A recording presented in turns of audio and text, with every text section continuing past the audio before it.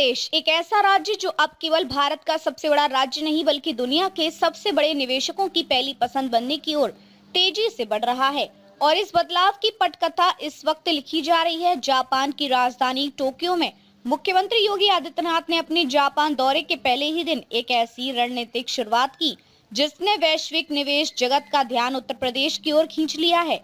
Tokyo में मुख्यमंत्री ने दुनिया की दिग्गज निवेश और trending company Mitsubishi and company limited के शीर्ष प्रबंधन के साथ बैठक की। इस बैठक में मुख्यमंत्री ने उत्तर प्रदेश में बड़े और परिवर्तनकारी निवेश के लिए औपचारिक आमंत्रण किया। यह कोई सामान्य बैठक नहीं थी बल्कि भविष्य की अर्थव्यवस्था को आकार देने वाली रणनीतिक बातचीत थी। मुख्यमंत्री ने 4 ऐसे सेक्टर्स को निवेश के लिए प्राथमिकता में रखा जो आने वाले समय में आर्थिक ताकत की रीढ़ बनने वाले हैं।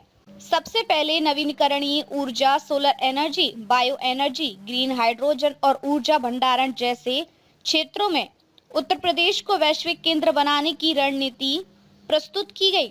दूसरा, आईसीटी और digital infrastructure, IT park, electronics manufacturing, digital services और स्टार्टअप इकोसिस्टम में जापानी निवेश को लेकर गंभीर चर्चा हुई। तीसरा, सेमीकंडक्टर सेक्टर, चिप निर्माण और इलेक्ट्रॉनिक सप्लाई चेन में उत्तर प्रदेश की भूमिका को विस्तार देने पर जोर दिया गया। और चौथा, डेटा सेंटर और क्लाउड इंफ्रास्ट्रक्चर, उत्तर प्रदेश को भारत का डिजिटल डेटा हब बनाने के विजन पर मित्सुई प्रबंधन के साथ विस्तार से चर्चा हुई। मुख्यमंत्री योगी आदित्यनाथ ने कहा कि उत्तर प्रदेश भारत जापान आर्थिक साझेदारी को जमीनी स्तर पर मजबूत करने के लिए पूरी तरह तैयार है। उन्होंने राज्य की मजबूत connectivity, expressway network, dedicated freight corridor और निवेश अनुकूल नीतियों को निवेशकों के लिए सबसे बड़ा अवसर बताया। इस दौरे का एक और महत्वपूर्ण पड़ाव रहा कोनोई के ट्रांसपोर्ट कंपनी लिमिटेड के वरिष्ठ अधिकारी शिकेगी तानाबे के साथ मुख्यमंत्री की बैठक। इस दौरान उत्तर प्रदेश में लॉजिस्टिक्स पार्क,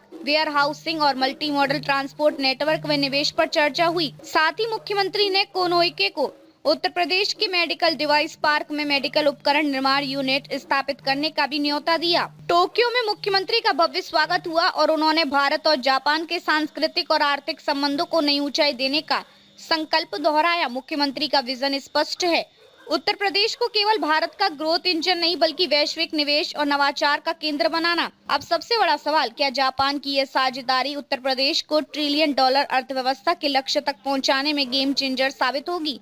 फिलहाल संकेत साफ है, टोक्यो से शुरू हुआ यह निवेश मिशन उत्तर प्रदेश के भविष्य की नई दिशा तय कर सकता है।